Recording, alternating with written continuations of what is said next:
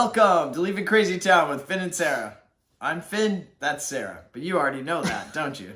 What are we going to talk about today, Sarah? Today, we were just talking about change. And the reason we wanted to discuss this is because we realize that if you're a human being on the planet, your life changes ongoingly. We were just thinking about, we go through tons of stuff. I just sold my house. I let go of my career. I've started a new one.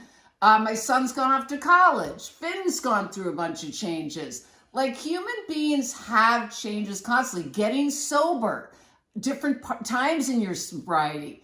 When we're talking about codependent behavior, the thing with codependency is when you start practicing new behaviors, very often your relationships change, your behavior changes. It really stirs stuff up. So we wanted to just brainstorm a little with you about some tools, and also we both were going to talk about, Finn was going to do today, and maybe I will another day, about changes that have been going on in our lives, how we've dealt with them, and what some healthy tools might be. So how are you doing, Finn? Can you discuss kind of some changes that have been happening for you over the last while? To be honest with you, I was thinking that you kind of were saying, oh, we're talking about this or whatever, but when really we were just talking about how, like, what's going on with Finn lately, and I was telling Sarah I'm amazing, everything's fine, and I'm not codependent anymore, and she was reminding me that I recently come to the awareness that my food addiction is so out of control, and why is that,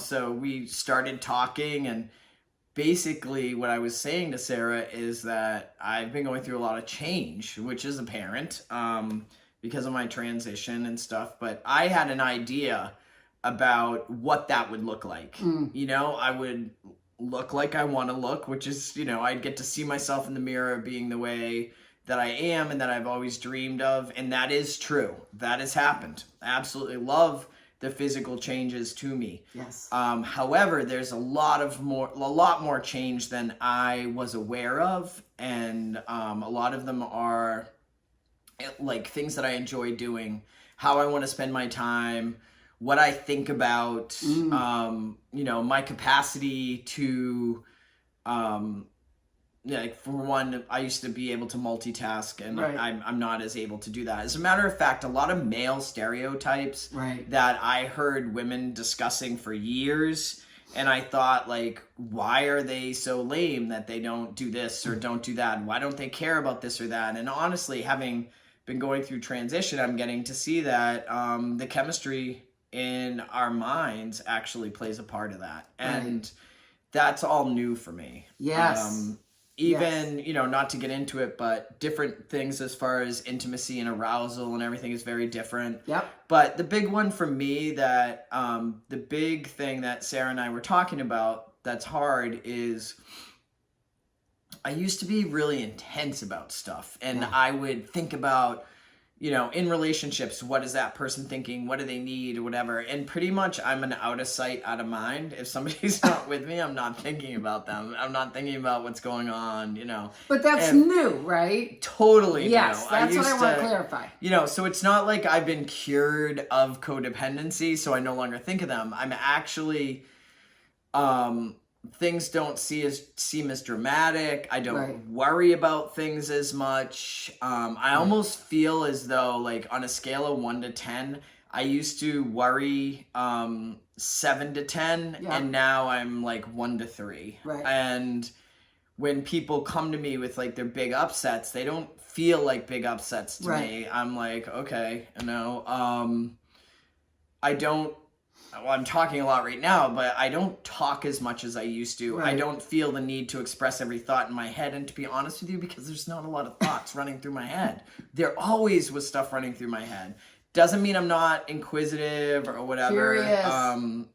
Like, I spent the weekend with my stepson and we were working on projects, and it was awesome. And then when we weren't, we were either playing video games or watching some UFC fighting, and it was a great time just being with him. And that's not really, I don't think that's really how I enjoyed my time before. I wanted to talk and, tear things apart, and, I'm just not. So anyway, what I've noticed, and when Sarah and I were talking about, is I feel like I'm in this transition between relating a little bit better to men, Yep. having an understanding of women. 99% of my friends are women, starting to develop relationships with men. Huge. And relate differently, right? So how I related to them 5 years ago is very different than how we interact and relate today. Yes. So it's all new and it's all change. And I have fear of like, I'm going to lose my friends. And then I also have a sense of like, they're not going to like who I am today. They don't even know who I am. And I don't even know how to share who I am. Right. So I find myself vacillating between trying to be the way I used to be and then feeling a little resentful that I can't just be me today. And then, and then the fear. And the other thing, like, I know it sounds crazy, but I was telling Sarah, like, I had no facial hair for 50 something years. Yep. And now, like, I'll sleep and I'll touch my face and I'll be like, whoa, like, it's just a lot of change. It's I can't imagine. It's wonderful, but it's definitely strange. Right. But the bottom line is,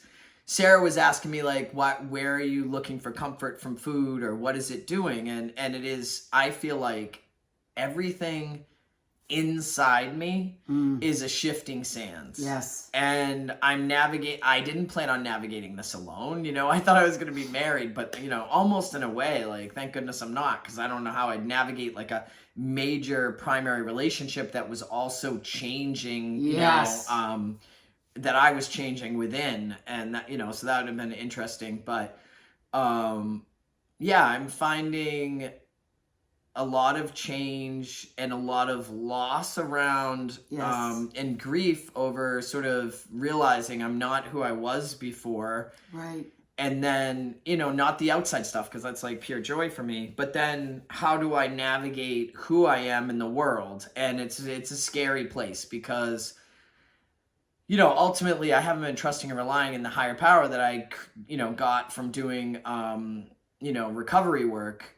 Instead, I've been trying to figure out how to behave, like it's just so weird. So tricky. Yeah. So anyway, that's where I'm at. And let's see what the therapist has to say. No, I mean, really what just makes me feel so good is that when we think of the group we did years ago, the title was Coming Home to Ourself, because really healing from codependency is really about how can we just be who we want to be and express that person and not be so riddled with fear of what someone else is going to think, or be afraid of them abandoning us, or all those codependency traits. And so to me, the fact that Finn's transitioning is such a blessing and a blissful, on one hand, you've described it, experience, because he's who he always wanted to be. And absolutely, that's going to create fear around changes and relationships and who am I and all that stuff. You just reminded me, like, I would say for the first time in my life, I recognize myself. Oh. But yet, there's so much changing that I don't recognize myself, like, internally. It's interesting, but it's also wonderful. Absolutely. And when you talk about losses, I mean, I was saying this earlier also, that when we get into recovery, either from putting down an addiction or recovery from changing these codependent behaviors, which means our relationships are going to change, we fear the loss of that relationship or just the change of that relationship. So this is very highly correlated to looking at our codependent recovery. How can we change, become more of ourselves, and tolerate the discomfort around some people may not,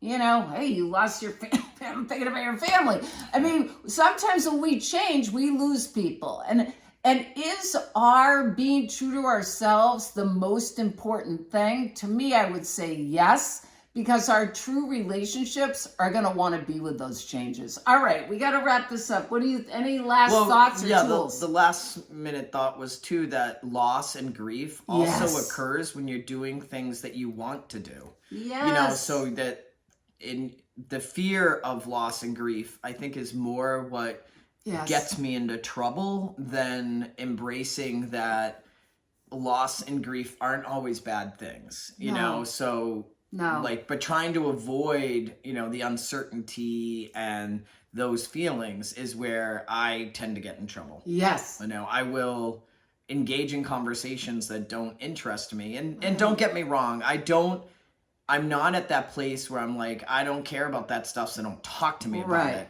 It's just a matter of shifting relationships and, figuring out what interests me. I can still listen to people, share things with me that don't interest me, but being true to who I am and not engaging in stuff out of fear of loss of a relationship or abandonment. So well, and just wrapping this up, that's the bottom line with codependency, right? I was just thinking with my second husband, healing from codependency is really about saving ourselves. And to me, Finn saved his own life by allowing himself to become Finn. And I saved my own life when my husband relapsed and I decided I couldn't live that way anymore. But you still have losses around it. We both had different losses around those decisions. But in the end, to me, to get yourself back, to be free, to be who you really are, is the answer to healing codependency. So what's the tool? You. The tool is to put yourself first. But how do we do that? I would say feel your feelings, share with someone else, and do what's right for you. Always. Always. And I think recognizing that there's a potential loss that might get in the way and to acknowledge that fear and look at that is really, really important. Because I think that's the thing that gets in the way of doing new behaviors. We love you. We're out of here. Fasten your seatbelt.